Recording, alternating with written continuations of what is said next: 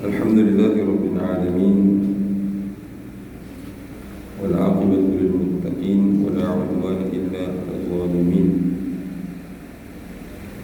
Asyhadu an la ilaha illallah wahdahu la syarika lah, wa asyhadu anna sayyidana Muhammadan 'abduhu wa rasuluh. Allahumma shalli wa sallim wa barik 'alaihi wa 'ala alihi wa sahbihi wa man tabi'ahu bi ihsanin ila yaumiddin.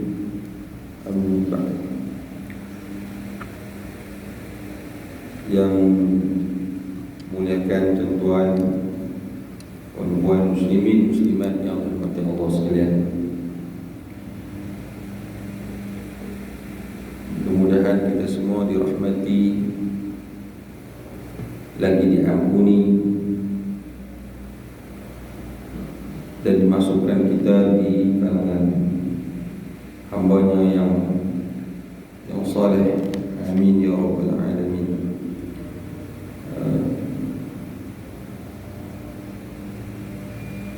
Alhamdulillah, kita bersama lagi insya-Allah. Alhamdulillah, lama kita tak bersua kerana PKP. Hari itu gaya nak mula PKP pula di Alustang. Jadi tak boleh nak buat apa. Jadi semalam Tuan Imam mesej saya. Jadi kita pun okey, no problem, mainlah insya-Allah.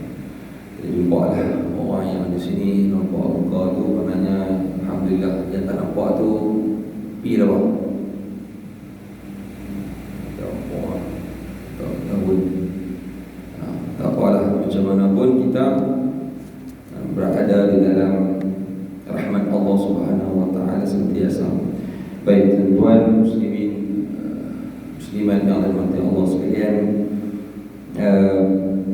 pagi ni saya buka kitab lain sikit, buku lain sikit. Dah kita pun sebenarnya sebulan sekali untuk tahun ni, tahun 2-3 kali, ada boleh setahun sekali. Di sebulan sekali kita ni insya-Allah tak ada apa-apa, kita akan berlanjutan sehingga ke satu masa yang ditentukan. Jadi saya nak tukar style. Pertama pula kita nak memperkenalkan kitab-kitab dan kita baca sikit kitab-kitab tersebut, dan memperkenalkan kita baca untuk kita meluaskan kefahaman kita terhadap agama kita insya-Allah. Dan saya pun dalam jangka nak menghabiskan, nak membaca kitab-kitab ataupun buku-buku yang berada di rumah saya berlambak. Jadi bagi saya banyaklah, banyak. Dan sekali main kita perkenalkan satu kitab yang kita baca sedikit, maknanya kadang-kadang kita tahu, rupanya ada kitab ni, rupanya ada ulama nama ni, rupanya ada yang ni, ada yang baik. Pagi ini tuan-tuan saya bawa satu buku yang kitab yang telah diterjemahkan daripada Dr. Sa'id Salah Al-Fayyumi, yang diterjemahkan oleh Ustaz Zulkarnain Abdul Somad Ja'far, yang dikeluarkan daripada Hidayah Enterprise. Jadi Hidayah Enterprise ni tuan-tuan boleh kunjungi laman website dia, ataupun ada nombor telefon sini. Tak ada nombor telefon, boleh tuan-tuan telefon ataupun WhatsApp. Saya nak buku ni, dia akan hantarkan kita. Lah ni semua COD, lah ni semua jenis orang panggil apa, online. Dia pun hantar ke rumah. Macam-macam syarikat, GNT, Pos Laju pun sekali, Ninja dan sebagainya lah, memudahkan kita. Saya tanya apa nama penghantar yang Ninja, apa nama Ninja, aduh hantar Ustaz, kalau ikut ni, kalau rajin, dia dia punya pendapatan dia macam orang kalau cikgu di sekolah tu macam gigi 52 hantar barang kan. Gigi 52 tak tahu lagi kita pun tak tahu gigi apa benda, tapi lebih kurang kita kata atas boleh pergi sampai 10,000, boleh pergi 10,000 hantar barang kan. Tapi rajin lah, kadang hantar kan sehari tu ratus mau sanggup pasal nak pergi tempat nak pergi sana, nak pergi sini, nak pergi tak jumpa orang, nak telefon kan. Rajin semua boleh, termasuklah yang jenis apa panda, food panda semua tu lumayan.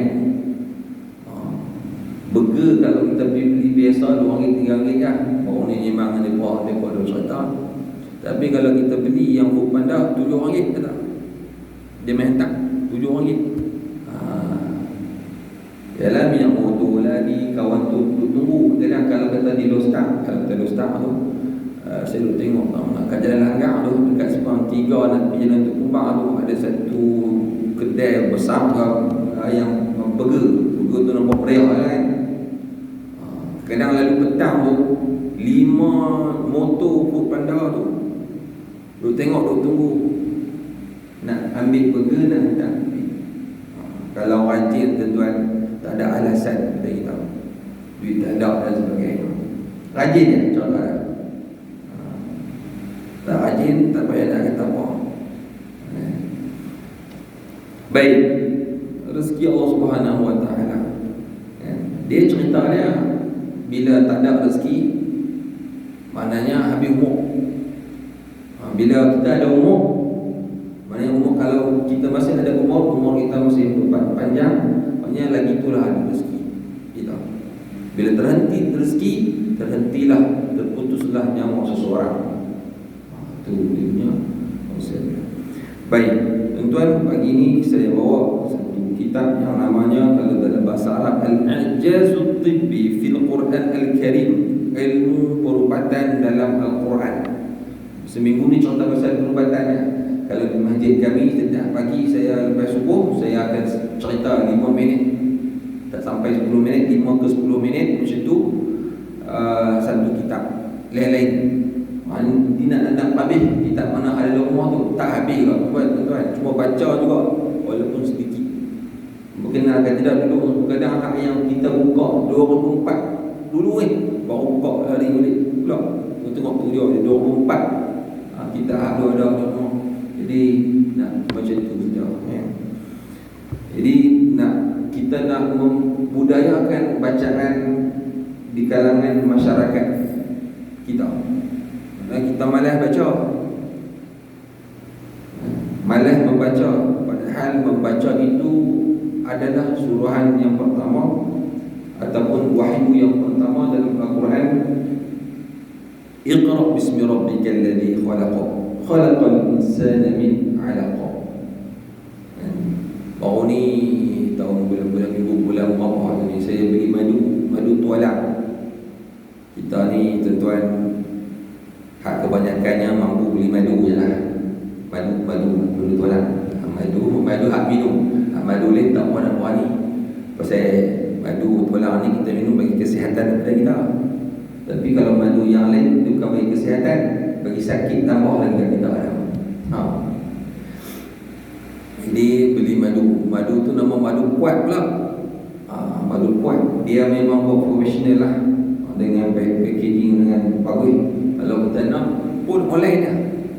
Online dah. Abang kata nak beli ni kat depa, sekali depa mentak dengan kotak cantik pun semua.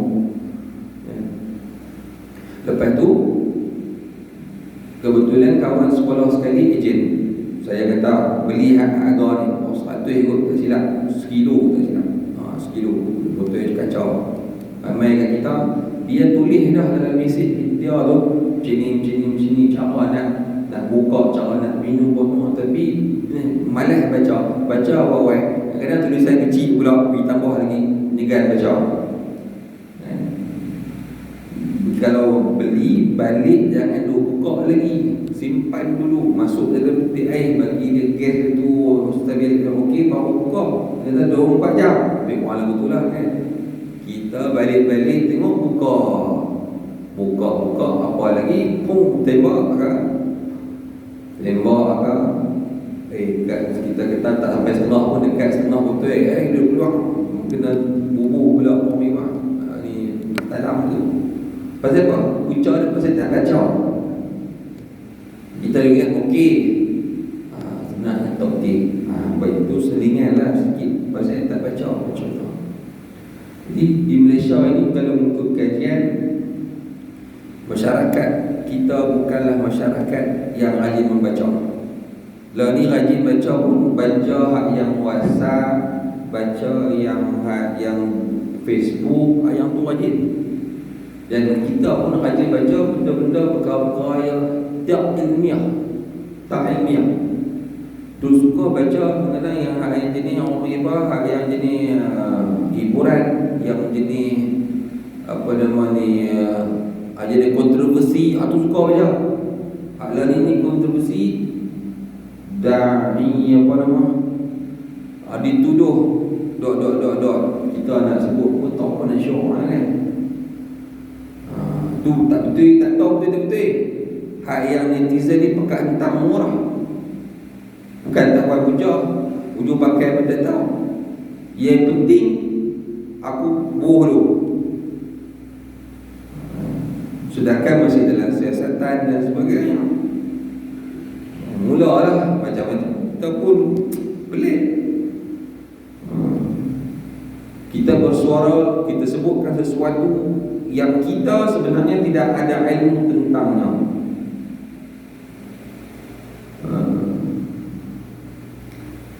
Dalam Al-Quran banyak sebenarnya sebut yang macam tu.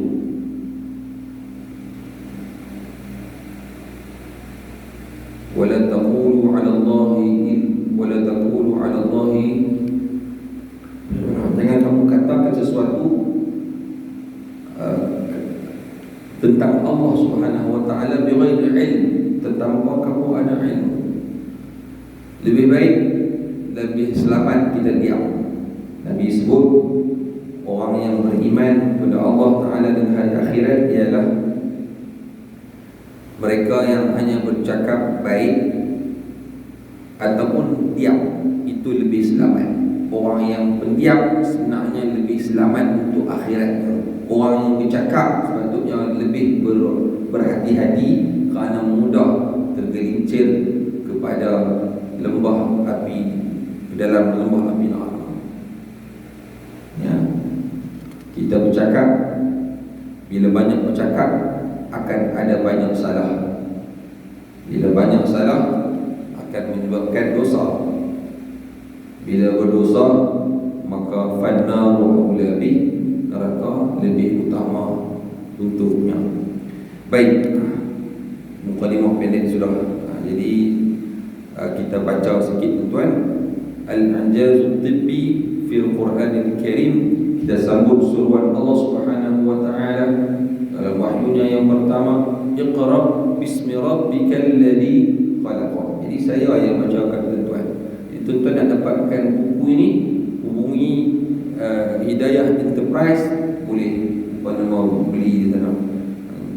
Ada juga saya pun pernah baru ni beberapa bulan yang lepas beli daripada Hidayah Enterprise ni satu kitab ataupun 2 buku lah macam tu lah, lebih kurang komentar. Jadi pun beli buku pun online saja. Baik, ilmu perubatan dalam Islam. I'jaz al-ilm, maksudnya apa nama i'jaz Al-Quran. Al-Quran itu yang berkaitan dengan perubatan. Saya baca di bawah di belakang ini, Imam Ghazali menyatakan bahawa ilmu ada 2. Pertama ilmu fiqh dan kedua ilmu perubatan, dibahagikan kepada 2 ilmu, fiqh perubatan. Ilmu fiqh bertujuan mengenali hukum hakam syariat bagi memastikan seorang itu sihat mental, manakala ilmu perubatan pula adalah ilmu yang mengenali kaedah-kaedah kesihatan, memastikan seseorang itu sihat fizikal. Kedua-dua ilmu ini hendaklah berjalan secara bersamaan bagi memastikan seseorang itu sihat fizikal dan sihat mental. Yang ni yang berlaku pada kita.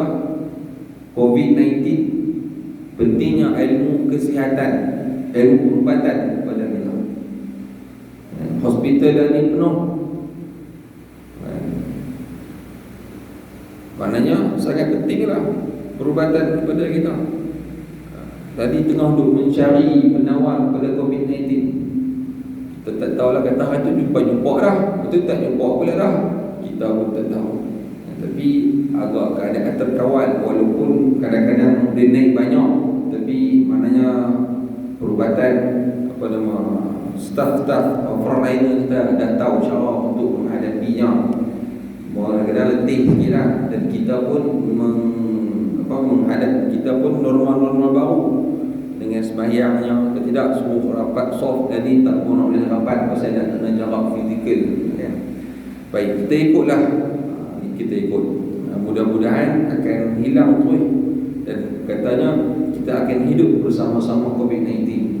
Tak tahulah sampai bila, yang penting kita jaga kesihatan kita, dan mudah-mudahan mereka yang berada di barisan hadapan juga sihat sentiasa menjalani tugas, berjasa kepada negara, kepada agama, bangsa dan negara. Baik, malah Al-Quran Al-Karim sendiri telah banyak mengemukakan berbagai kaedah-kaedah perubatan bagi memastikan seseorang itu sihat fizikal, mental. Al-Quran sendiri disebut. Dalam hadis pun disebut, umpamanya dalam hadis sumu tasihhu, puasalah kamu akan sihat. Kaedah-kaedah inilah yang sebelum ini pernah menaikkan nama Ibnu Sina dan Ar-Razi misalnya sebagai sarjana perubatan Muslim terkemuka di dunia. Ibnu Sina dan Ar-Razi dan banyak lagi yang menjadi tokoh dalam perubatan. Misalnya, sejauh manakah Al-Quran, apakah persepsi Al-Quran mengenai perubatan? Sejauh manakah Al-Quran menyuruh umatnya membuat kajian dan penelitian dalam dunia perubatan? Apakah kaedah-kaedah perubatan yang telah pun diperkenalkan oleh Al-Quran? Jadi Al-Quran dengan sains, Al-Quran dengan ilmu perubatan bukan sesuatu yang terpisah. Dia satu perkara yang satu. Dia adalah ilmu yang mempunyai kaitan yang rapat dengan Al-Quran. Cuma kadang-kadang yang memisahkan, contohnya yang memisahkan ilmu perubatan dengan Al-Quran itu adalah kita sendiri. Kita dijauhkan kepada Al-Quran. Lepas tu kalau tuan-tuan di Malaysia kita ni jarang lah, baru ada tapi tak banyak. Terutamanya yang balik daripada Mesir, yang baru ni kita dengar, dia adalah doktor perubatan. Di samping itu dia juga pemegang ijazah syariah. Dia reti syariah, Universiti Al-Azhar. Itu dia kita dengar, boleh pergi. Kalau di Mesir sendiri tuan-tuan, doktor pakar bedah, Dr. Yusri hafizahullah ta'ala, siada lagi sihat di Mesir. Dia adalah doktor pakar bedah. Di samping itu beliau juga adalah ulama, mengajar kitab Sahih Bukhari, mengajar kitab fiqh dan sebagainya, berkhutbah, jadi imam. Satu pula. Kita jarang lah kita boleh tu, boleh soal lagu tu tak kira seronok lah kita. Dia bukan hanya sekadar mahir dalam bidang agama, tetapi juga merupakan doktor perubatan. Tak kira lah dari law hari ni, dalam sistem pendidikan kita ada dah ke arah situ, tapi tak boleh nak pergi lagi macam tu. Contohnya kita buat Mahat Tahfiz. Kalau dulu saya ingat mula-mula dulu Darul Quran, Di samping mereka ada pengajian penuh 3 tahun untuk hafazan Al-Quran, dia ada juga diploma persijilan. Dia bukan diploma, dia persijilan. Buat kerjasama dengan UAE. Budak-budak ni dia akan pergi UAE, tetapi mereka akan main hafal Quran dulu di dalam Quran. Hafal Al-Quran dalam setahun setengah, baru mereka akan pergi mengaji sambung, sama ada jadi peguam, jadi lawyer, jadi doktor dan sebagainya. Itu zaman saya dah ada orang dulu tahun 2000 lebih kurang murid. Alah ni dia katakan situlah dia lebih bukan tu. Contohnya kita di Kedah ada agama Kedah, ada tahfiz di sana. Untuk apa? Nak melahirkan tokoh-tokoh akademik yang juga hafiz Al-Quran. Cuma setakat mana kejayaan itu masih awal sebenarnya. Tapi adalah permasalahan-permasalahan. Kita sekolah menengah baru nak hafal Quran, baru kalut nak hafal Quran, kelam kabut lah. Tak belajar dengan sains pun nak mengaji, Quran pun nak hafal, pening budak-budak. Itu satu perkara yang kita nampak agak boleh diperbaikilah untuk masa depan. Sedangkan kalau kita tengok contohnya di Mesir, awal-awal budak apa namakan perlu sekolah rendah, tak habis sekolah rendah tu dia dah habis dah Quran, baru nak mengaji hari lain.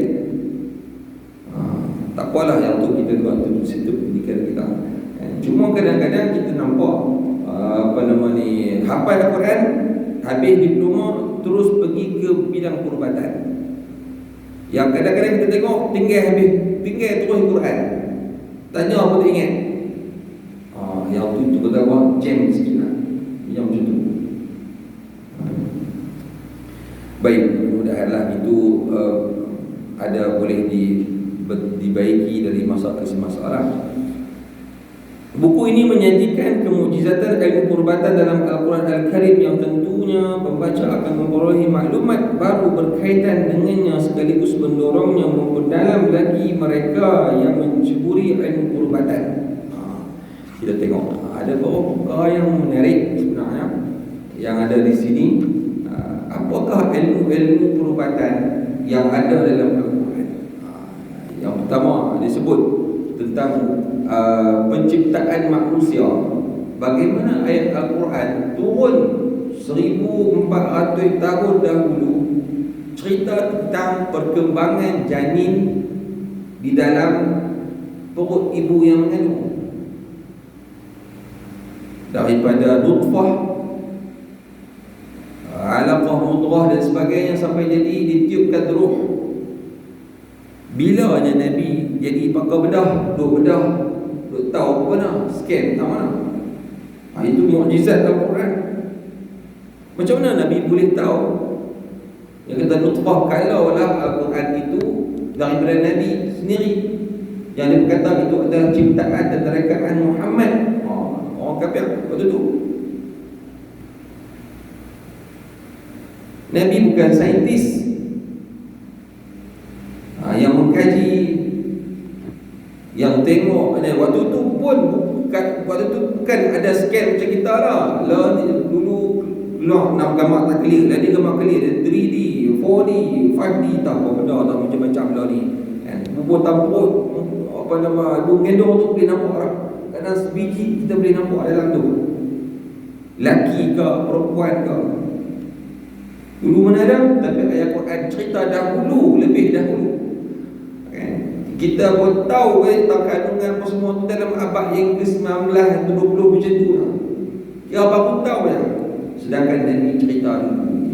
Itu yang menyebabkan banyak juga sarjana barat yang memeluk agama Islam. Dan sebenarnya ilmu-ilmu perubatan semuanya sebenarnya asal daripada Islam. Tabarut Islam lebih dahulu maju, berkembang terhadap ilmu pengetahuan yang akhirnya dicuri, yang akhirnya diambil oleh barat, oleh mereka hari ini. Lepas tu bubuh nama mereka, padahal asal kita. Lepas tu kita pula kena mengaji kat mereka. Baik, kita baca sikit ya. Kita baca lagi. muqaddimah baru ni kalau ni ikut dalam buku ni saya baca cepat-cepat. Dengan menyebut nama Allah Maha Murah lagi Maha Pengasih. Saya baca kandungan dulu buku tak ada supaya kita nampak kan. Yang pertama dia kata penerbit, yang kedua muqaddimah. Kadang-kadang kalau kat saya dulu baca di masjid saya tu baca muqaddimah kan. Tapi baca muqaddimah tu kita urai sikit lah. Muqaddimah penciptaan manusia. Itu satu kemukjizatan yang saya sebut tadi ni. Yang kedua, pertumbuhan penciptaan manusia tu macam mana? Dia ada lagi pertumbuhan janin, lebih spesifik. Kemudian kepercayaan masa lampau tentang penciptaan manusia. Ini mungkin ada kaitan dengan teori Darwin yang kata daripada itulah halut pergi di sekolah. Saya tak pasti lagi ni kalau cikgu sains ada kat sini ada lah dia cerita pasal teori Darwin. Sedangkan apa akan cerita lebih dulu pada kita tak tahu lagi apa yang cerita dalam Al-Quran tentang penciptaan manusia. Kita pergi terus ke teori Darwin. Jadi tak ada bijak lah. Yang tidak diperhatikan oleh ramai para saintis, para ilmuwan kata tak betul dan sebagainya. Baik, kemudian penciptaan manusia daripada air. Wa ja'alna minal ma'i kulli syai'in hayy, dan kami jadikan daripada air itu setiap kehidupan. Asas kehidupan adalah air. Itu disebut dalam surah Al-Anbiya.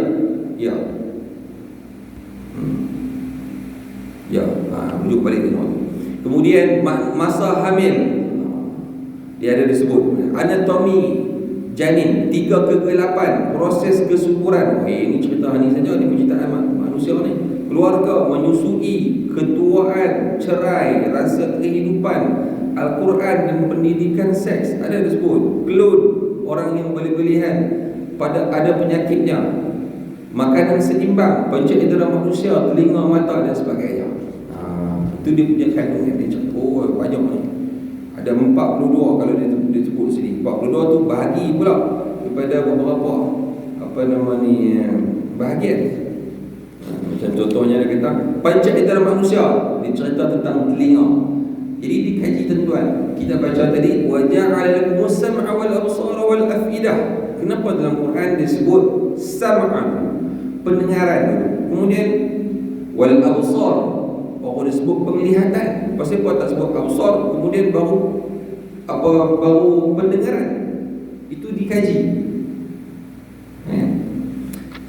Cerita pasal kulit manusia, cerita tentang cop jari manusia dalam surah Al-Qiyamah.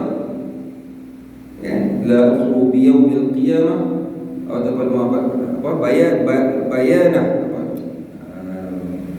awal-awal disebut cerita tentang cap jari.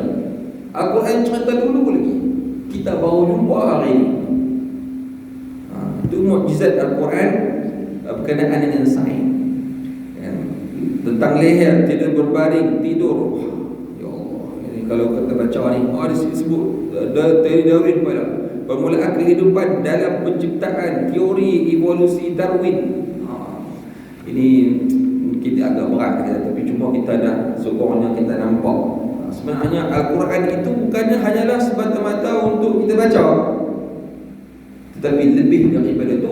Sampai hari ini pun Al-Quran masih dikaji dan tak habis lagi dikaji. Baik, Allah Subhanahu wa taala berfirman, sanurihim ayatina fil afaqi wa fi anfusihim hatta yatabayyana lahum annahu al-haqq awalam yakfi bi rabbika annahu ala kulli shay'in syahid. Kami akan memperlihatkan kepada mereka tanda-tanda kekuasaan kami di segenap ufuk dan pada diri mereka sendiri, sehingga jelaslah bagi mereka bahawa Al-Quran itu adalah benar. Dan maknanya dulu ni Quran waktu turun, daripada mula Quran turun, orang dah petikai dia punya betul kan ni. Orang dah tertanya-tanya. Dan walaupun kadang-kadang waktu lama dulu tak jumpa, tapi lah ni dah banyak sebenarnya terungkap, walaupun masih banyak lagi yang boleh dikaji. baru nampak, Masya Allah, benarnya Al-Quran. Satu kisah saya sebut dulu lah, belum pada mana pengkaji jenis-jenis tumbuhan. Dia masuk dalam hutan, dia kaji tumbuh-tumbuhan. Dia ada satu alat, alat itu dia boleh mengesat frekuensi. Itulah lebih kurang. Ini bacaan lama saya dulu baca-baca kan. Apa nama, dia buat kesimpulan bahawa doktor ni bukan Islam. Dia buat kesimpulan bahawa setiap tumbuhan dia ada frekuensi dia yang sendiri. Tumbuhan tu macam kita frekuensi sendiri setiap tumbuhan. Bila dia jumpa dengan doktor ataupun saintis Islam tu, sebut, dia kata dalam Al-Quran dia kata sebut terlebih dahulu tentang itu. Tusabbihu lahu as-samawati sab'u wal ardu wa man fil ard. Tusabbihu lahu as-samawati sab'u wal ardu wa man fil ard. Wa in min shay'in illa yusabbihu bihamdihi walakin la tafqahuna tasbihahu.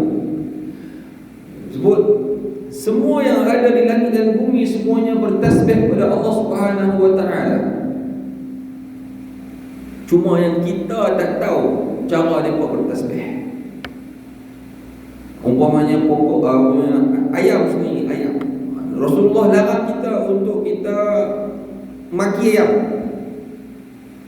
Kokok tiap pagi-pagi berkokok kan, marah ayam. Padahal dia sedang bertasbih kepada Allah Subhanahu wa taala.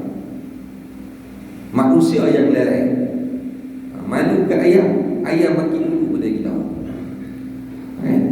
Itu disebut Al-Quran dah, kata sebenarnya itu adalah tasbih dengan cara yang masing-masing.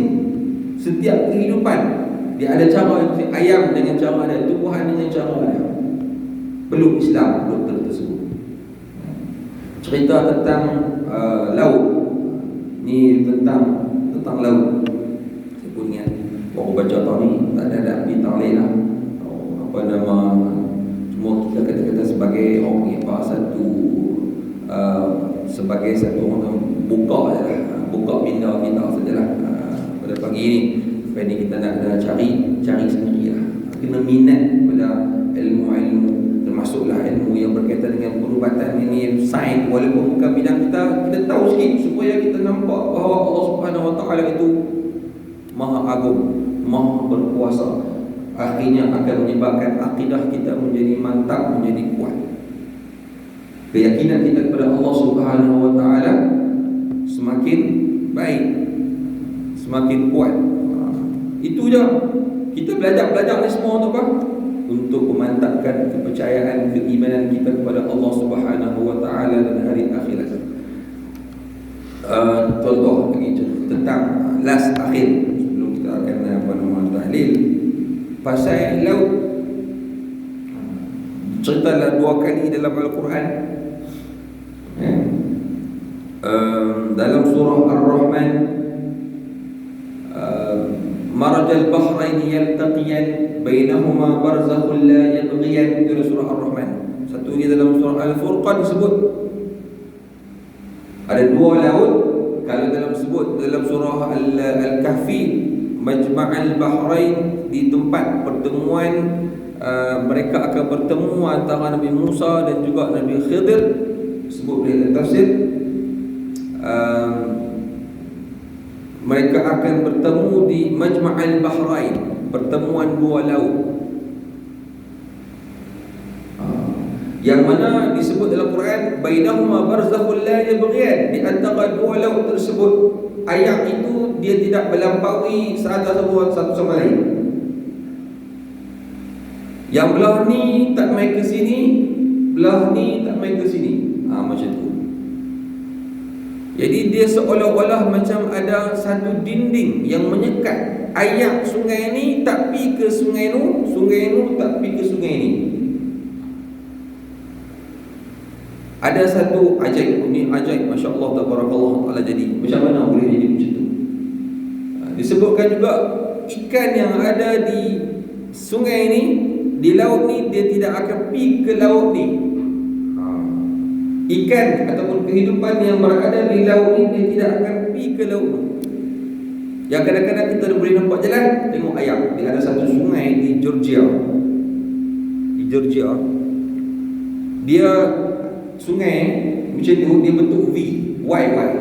Daripada sini ke bertemu ke sini, kemudian dia satu, boleh jadi satu, macam bentuk Y. Belah sini warnanya nampak kehitam-hitaman, belah sini nampak macam keruh teh susu kan. Belah ni nampak kehitam-hitaman sikit. Ayat lain, kita boleh nampak ayat tu beza dengan jelas. Bila dia masuk ke satu ke satu lorong tu, dia tak bercampur, dia seolah terpisah. Tu hebat.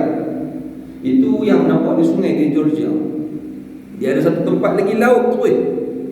Dia naik kapal, dia pun boleh nampak satu ayat macam tu. Satu ayat dia nak ke koko sikit. Satu ayat belah ni nampak ayat tu dia nak hitam sikit. Dan dia tak bercampur, nampak dengan jelas. Lagi satu yang hebat, seorang penyelam, saya pun tak ingat nama apa. Orang Perancis tak silap saya. Dia selam dalam laut, dia jumpa sungai air tawar dalam laut masin. Itu tuan boleh cek, boleh tengok dalam YouTube. Ada sebut kan, air tawar, sungai air tawar dalam laut, contoh lagu tu lah. Tengok kita boleh nampak